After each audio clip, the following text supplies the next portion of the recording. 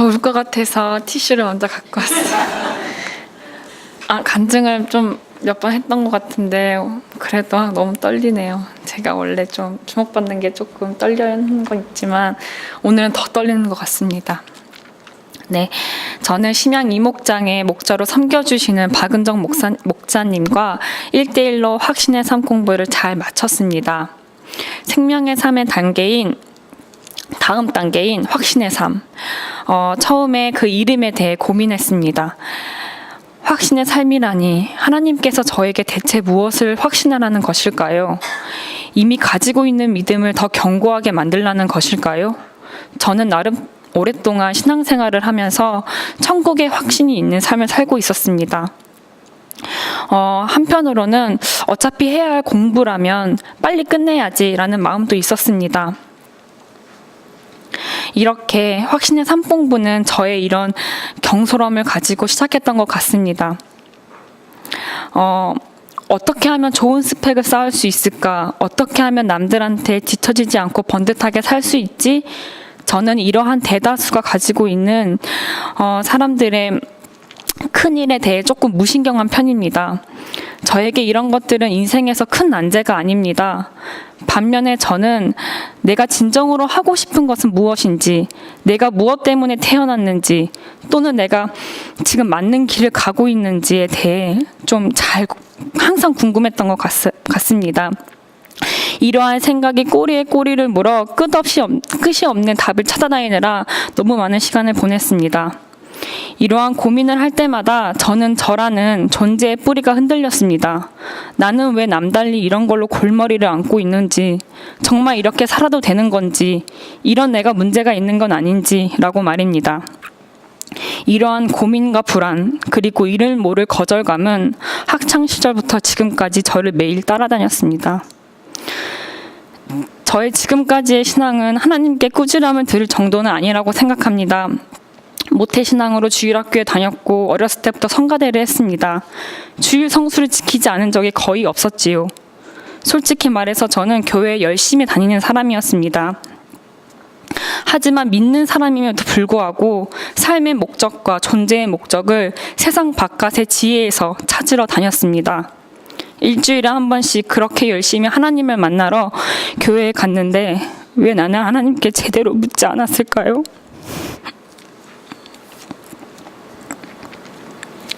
확신의 삶 공부는 이제 막 신앙생활을 시작하는 사람들을 위한 것이라고 들었습니다. 그래서 교재 첫 장을 펼쳤을 땐 좀 가벼운 마음으로 시작했습니다. 확신의 삶 공부 OT 때 표 말씀입니다. 내재하시는 주님, 이 말씀을 읽고 생각했습니다. 당연히 내 마음에 하나님 있지, 그리고 있었지 라고 생각하며 어렵지 않은 마음으로 다음 페이지를 넘겼습니다. 하지만 총 6단원으로 이루어진 교재의 마지막 페이지를 닫았을 때 알았습니다. 저는 그 내재하시는 주님이라는 첫 단계의 말씀부터 온전히 이해하지 못했다는 것을요. 첫 단추부터 어긋나 있었습니다.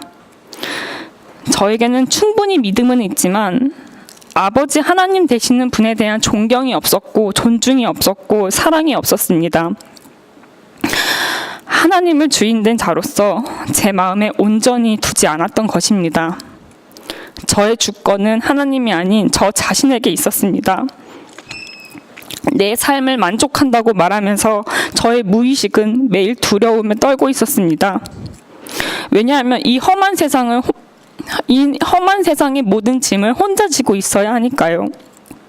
그래서 자주 무기력해지고 그 이유 모를 거절감을 가지고 실존주의적인 태도와 자기중심적인 삶을 살았습니다. 저는 삶 속에서 혼자 피해자, 피의자, 목격자, 증인까지 1인 사역을 하고 있었습니다.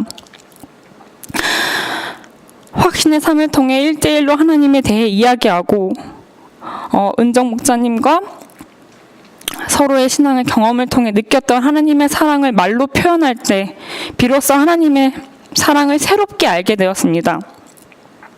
나는 더 이상 나로서 존재하는 것이 아니고 나는 하나님의 자녀이고 하나님은 나의 아버지이시고 그분은 지극히 나를 사랑하시고